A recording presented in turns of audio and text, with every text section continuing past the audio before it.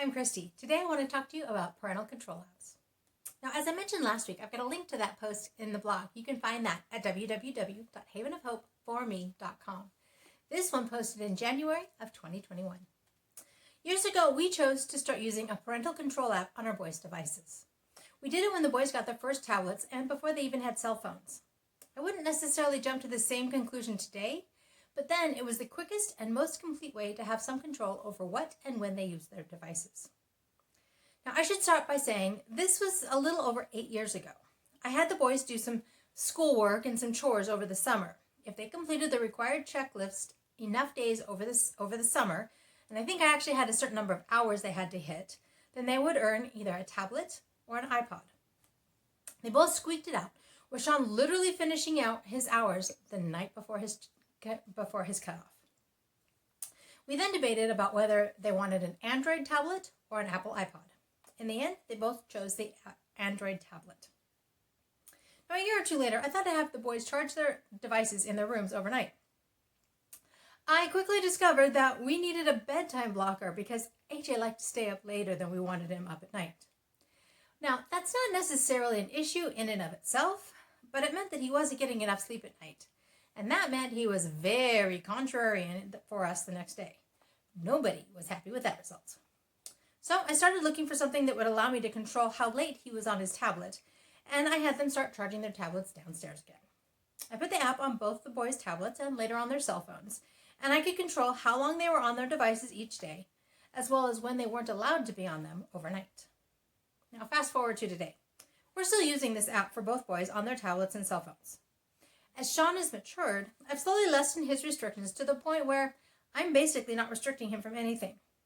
I've told him that I'll continue to trust him to make the wise choices. But if he starts making stupid choices, well, the restrictions return. But I also want to teach him how to self-monitor because he turns 18 this summer, and he needs to be able to make his own choices as an adult. I'm trying to make sure that we're both confident in those choices that he'll make when the time comes.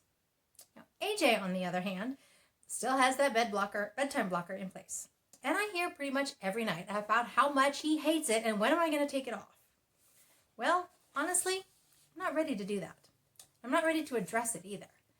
He still pushes the limits on how late he can be on his devices. And even though we have him charge his devices downstairs, he still gets them as soon as he wakes up. Fairly recently, I'm pretty sure he went down and got his devices in the middle of the night.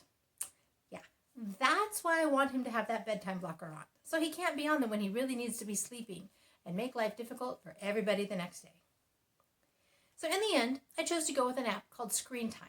I've got a link for it over on the blog. Again, that's at www.havenofhopeforme.com. This originally posted in January of 2021. We've used the free version, and it's worked well for us. I did discover that I wasn't as happy with how it worked on an Apple iPad when AJ started using it later on. It was too easy to work around it and not be limited when he should have been. And it just had a different feel from the Android version we had on their tablets and cell phones. But for Android devices, I'm completely happy with it, and I would definitely recommend it. When we started, I was basically concerned with the bedtime blocker aspect, as well as controlling the apps that they were using. The app blocker became more of an issue after Sean opened an Instagram account without asking. That's what we really used it for, blocking the use of new apps without our knowledge or consent. Now, over the years, Screen Time has added other features like geolocation, geofencing, and web filtering. You can check out their website for more details. Again, you can find a link in the blog at www.havenofhopeforme.com. This is from January of 2021.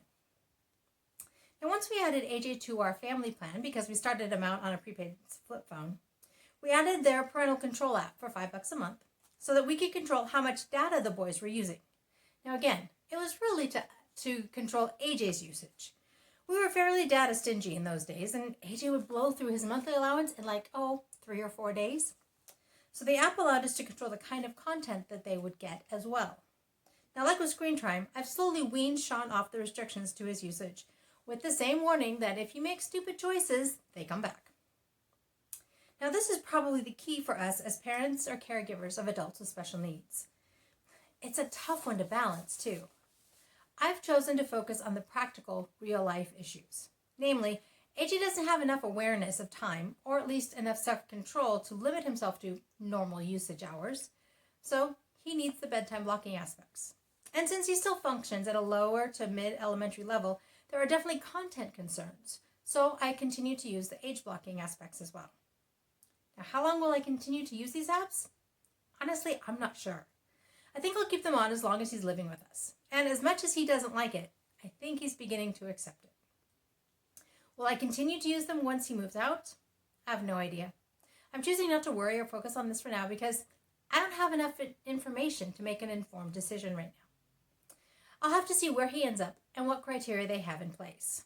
If others in his group home, assuming we go that direction, also have similar apps in place, I'll probably lean towards keeping things as they are or switching to what they use for consistency among the house.